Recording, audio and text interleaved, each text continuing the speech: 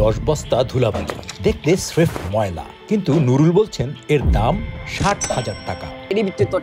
বুড়িগঙ্গা পাড়ে এই ধুলোবালিই নাকি তার জীবনের সবচেয়ে বড় সম্পদ। শুধু নুরুল নয়, আরো অনেকে বাঁচে এই অমূল্য ধুলাবালির উপর। প্রশ্ন হলো, কি আছে এই ধুলোয় যা শুনলে আপনার ভাবনাই বদলে যাবে। নদীতে যখন একদিন আসলাম, আইসা মাল ধুলাম, ধোয়ার পরে দেখি 2টা চুগি পাইছি আমি নাকেরা স্বর্ণের। না, আমি তখন বিশ্বাস করি না। তখন আমি পিতল হইতে পারে, তখন আমার মনের মধ্যে একটু সন্দেহ হলো, তাই একটু ঘষে দিলাম।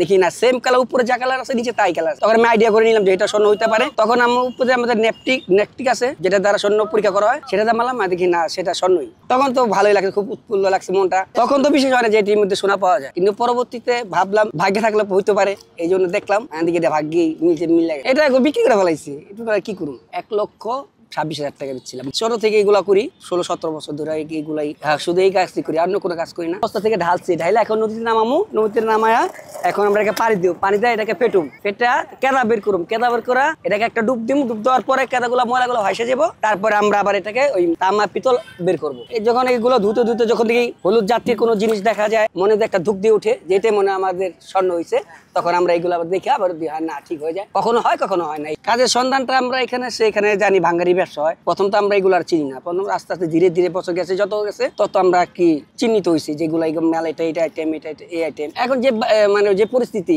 অন্য কোনো কাজে গেলে এতটা টাকা পাওয়া যাবে না বর্তমান সমাজে। যেমন ভালো একটা যদি মার্কেটে চাকরি করে হাই গেলে আপনি 12,000 টাকা বেতন দেবো, এতে করে আমার সংসার চলা সম্ভব না। এই জন্য আমরা এগুলোর ভিতরে আসি না। আমরা দেখা যায় মাসে 2 বার, হয়তো 1 বার মাল হইলে, যেমন আমরা বড় মাল মারছি, বাঁচতে বাঁচতে যেগুলো এইগুলো আসে, তখন আবার আবার আমরা ধুইলে আবার এটা নিয়ে যাই। আশা থেকে যে ধুইলে হয়তো কিছু একটা পামু, অমূল্য জিনিস, এটাই আশা থাকে। এই কাজ তো আর সবসময় থাকে না, মাসে 1 বার বা 2 বার হয়। মনে মধ্যে একটা আশা থাকে যেগুলো ধোয়ার মাধ্যমে যদি কিছু মূল্যবান জিনিস পাই, মনে একটু ভালো লাগবো, একটু বিক্রি করে তো ভালো একটু কিছু কিনতে পারুম বা খেতে পারুম, এই একটা আশা থাকে। পাইছি মোটামুটি আনুমানিক 3-4 বার হয়তো পাইছি। সবচেয়ে বেশি আমাদের আইটেমটা হইলো এখানে হলো তামার পিতলে, আর বাকিটা হইলো যেমন একটা বস্তার ওজন বর্তমানে 60 কেজি আছে মাটি নিয়ে, ধুইলে ধোয়া দিয়ে 10-15 কেজি পাওয়া যাবে। তামা বর্তমানে কেজি আছে, মানে তামার আবার আইটেম আছে এখানে, একটা পোড়া আছে, একটা লোকাল আছে, একটা পাইন আছে, 3টা আইটেম। যেমন মোটর বর্তমানে 1100 টাকা, লোকাল তার চেয়ে 100 টাকা কম, লোকাল চাবার পোড়া 100 টাকা কম, পোড়া চাবার পাইন আবার 100 টাকা কম। এসি আলাদা দেখা যায়। আমরা একটা বস্তা আনুমানিক কিনলাম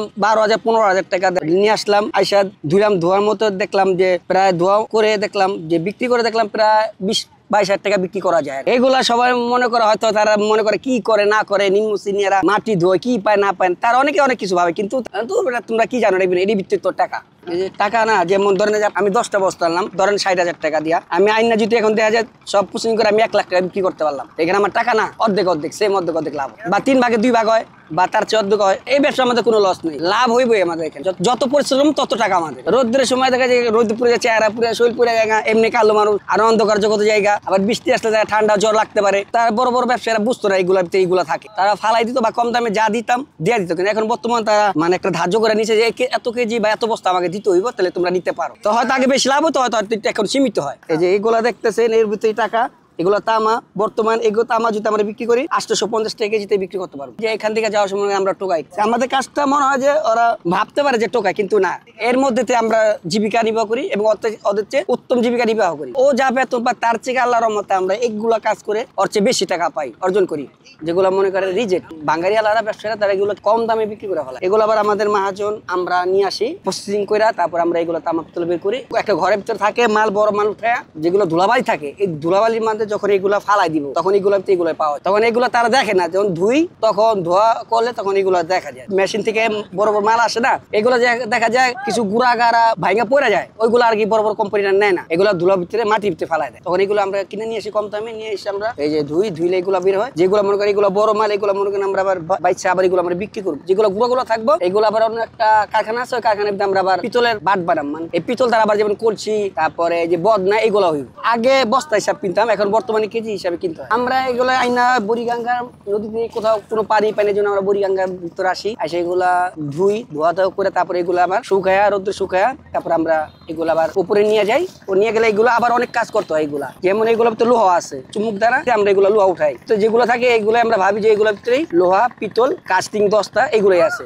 লোহা নাই কার। তখন এগুলো আবার আমরা আলাদা একটা চাননি আছে, মেশিন আছে, যেগুলো দ্বারা এগুলো তখন আমরা তামাটা আলাদা করি, কাস্টিং আলাদা, দস্তা আলাদা, এগুলো সব পাটে জায়গাটা আর কি পরিষ্কার করা, যেটা আইটেমে সেই আলাদা আলাদা রাখে। এগুলো ধুই, ভুল নিয়ে বোলের ভিতরে পানি নিয়ে ফেটি পর যখন কেদাটা উপরে ভাসে যায় তখন মালগুলো ভারী মাল যেগুলো এগুলো নিচে রয়ে যায়। এই যে তামা পিতল দেখা যায়, বা মাঝে মধ্যে রূপা পাওয়া যায়, স্বর্ণের চুঙ্গি পাওয়া যায়, আন্টি পাওয়া যায়, স্বর্ণ পাওয়া যায়।